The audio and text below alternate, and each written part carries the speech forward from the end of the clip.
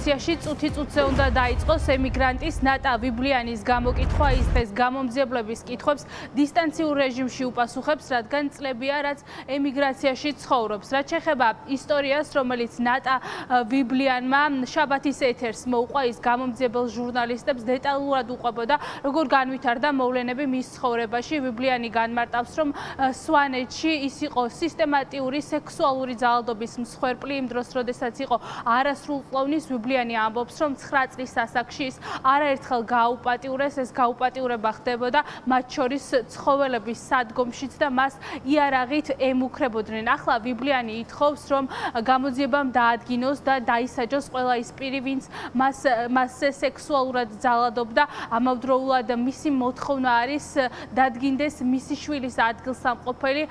ზოგადად გამოძიება უნდა დაინტერესდეს ნატა ვიბლიანის განმარტებით ამ საკითხით, რადგან აქვს ეჭვი, რომ სამშობიაროში მისი შვილი მოკლეს. შესაბამისად, ახლა საინტერესოა დღევანდელი ჩვენების შემდეგ რა ნაბიჯებს გადადგამს საგამოძიებო უწყება. ნატა ვიბლიანის საქმეზე უკვე გამოკითხულია 30-ზე მეტი პირი, მათ შორის დასახელებული პირი ბაჩუკი ჩხვიმიანი. ნატა ვიბლიანის განმარტებით, სწორედ ეს არის ერთ-ერთი, ვინც მასზე სექსუალურად ძალადობდა, ეს არის მისი ნათლის ძმა. შესაბამისად, ჩნდება კითხვა, რა ნაბიჯები იქნება ამ ჩვენების და ამ გამოკითხვის შემდეგ საგამოძიებო უწყების მხრიდან გადადგმული. ბუნებრივი აღნიშნული გამოკითხვისგან ჩვენ საგამოძიებო ორგანოც და ახლა უკვე სრულიად საზოგადოება ელოდება დეტალიზაციას თითოეული საკითხის, დეტალიზაციას იმ კონკრეტული დამნაშავე პირთა წრის, რომელსაც ნატა ვიბლიანი აქამდე წადებდა ხელს, თუმცა როგორც მისგან მაქვს ინფორმაცია მიღებული, გაცილებით მეტის თქმა შეუძლია საგამოძიებო ორგანოსთვის და ბუნებრივია საგამოძიებო ორგანოს მიმართ გვაქვს სრული მოთხოვნა იმისა, რომ თითოეული დანაშაულებრივი საკითხი გამოძიებული იქნას, შემდგომ აღკვეთილი იქნას. გახლავთ საქმე, სადაც ფიგურირებს არაერთი პირი ნატა ვიბლიანის გაუპატიურების დანაშაულში.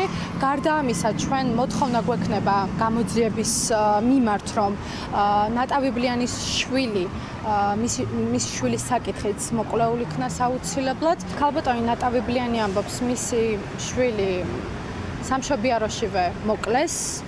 ამის თქმის უფლება ბუნებრივია მაქვს, ვინაიდან ამაზე საუბრობს ნატა ვიბლიანი ძალიან ხმამაღლა და ბუნებრივია ესეც იქნება ის მნიშვნელოვანი დეტალი, მნიშვნელოვანი საკითხი, რაზეც მოვითხოვთ გამოძიებისგან პასუხს. საქმესთან დაკავშირებით, მტკიცებულებებთან დაკავშირებით ჯერჯერობით ინფორმაციას არ ვფლობთ, იქიდან გამომდინარე, რომ ნატა ვიბლიანს არ აქვს დაზარალებული სტატუსი და ბუნებრივია ჩვენ არ გვაქვს და არ ჩაგვებარებია მტკიცებულებები. თუმცა გამოძიების მხრიდან, როგორც საქმის მთავარი გამომძიებელი გვეუბნება, არაერთი პირი არის დაკითხული. კაცს, რომელსაც ნატა ვიბლიანი სექსუალურ ძალადობაში ამხელს, ახლა არის 59 წლის, დანაშაულის ჩადენის დროს კი ის იყო 25-ის, ნატა ვიბლიანი კი 9 წლის, რაც არის პედოფილია. შესაბამისად, ახლა საგამოძიებო უწყებამ აქტიური საგამოძიებო მოქმედებები უნდა ჩაატაროს. დღეს ნატა ვიბლიანი პირველად მისცემს ჩვენებას გაგარინის პოლიციაში. წუთი-წუთზე დაიწყება ეს გამოკითხვა და უფლებადამცველის და ასევე ვიბლიანიც ითხოვს ყველა იმ პირის პასუხისგებაში მიცემას, ვინც ეს დანაშაული ჩაიდინა, ასევე დანაშაულის შესახებ ყველაფერი კარგად იცოდა და საგამოძიებო უწყებას არაფერი შეატყობინა. პირდაპირ ეთერში მარიამ მაკასარაშვილი საუბრობდა.